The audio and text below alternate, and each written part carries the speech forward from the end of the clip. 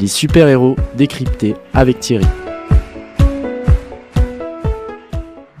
Dans le désert du Nouveau-Mexique, un centre de recherche pour la défense des États-Unis, un couple de scientifiques effectue des recherches à la pointe de la technologie. Radioactivité, rayons gamma, recherche biologique. Ils s'apprêtent à faire une expérience cruciale sur un nouveau prototype de bombe nucléaire à gamma. L'expérience est lancée, le compte à rebours commence, mais soudainement, le père de la scientifique, le général Thunderbolt, surgit accompagné de sa garde. Ayant des préjugés négatifs envers le jeune homme, le général lui enlève sa partenaire, l'emprisonnant dans le local où a lieu son expérience radioactive. Le jeune homme sent un accès de fureur monter en lui, et pendant que la bombe gamma explose derrière lui, les rayons le frappent de plein fouet, et il sent son corps grandir, ses muscles déchirer ses vêtements, les murs se brisent comme du papier sous le poids de ses poings, alors qu'il cherche simplement à se tenir debout. Au dehors, le général Ross aperçoit un monstre vert et ordonne une attaque coordonnée. Tank, aviation, infanterie, rien n'arrête la créature. C'est alors que Betty Ross se présente au monstre et se met à balbutier le nom de Bruce. Hulk frémit et se met à genoux devant elle.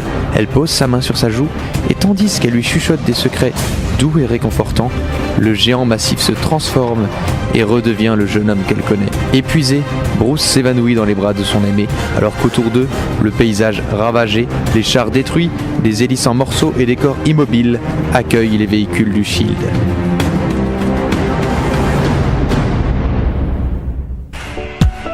Bruce Banner, scientifique émérite, digne des plus grands savants mondiaux, suite à une expérience de radiation particulière, se retrouve transformé en monstre vert apparemment invincible, Hulk. Autant le scientifique Bruce Banner est un homme plein de bonne volonté, bienveillant, philanthrope, altruiste et craignant d'occasionner du tort, autant le monstre en lequel il peut se transformer est plein de rage et de hargne, de haine et d'instinct primaire et sauvage. Si tu agis bien, tu relèveras ton visage. Mais si tu n'agis pas bien, le péché est tapis à ta porte. Son désir se porte vers toi, mais toi, maîtrise-le, nous dit Genèse 4, verset 7. Bien souvent, il nous arrive, à nous aussi, de perdre le contrôle de nous-mêmes, d'être emportés par une colère soudaine et orageuse et de causer du tort. Bien sûr, et heureusement, nous ne causons pas le même type de dégâts que Hulk peut faire.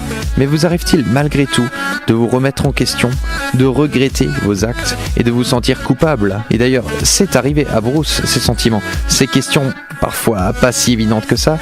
La Bible nous donne une réponse face à cette culpabilité, et cette réponse, c'est le fruit de l'esprit qui comprend la maîtrise de soi. Placer sa confiance en Dieu, c'est également faire naître en soi le fruit de l'esprit, et entre autres la maîtrise de soi.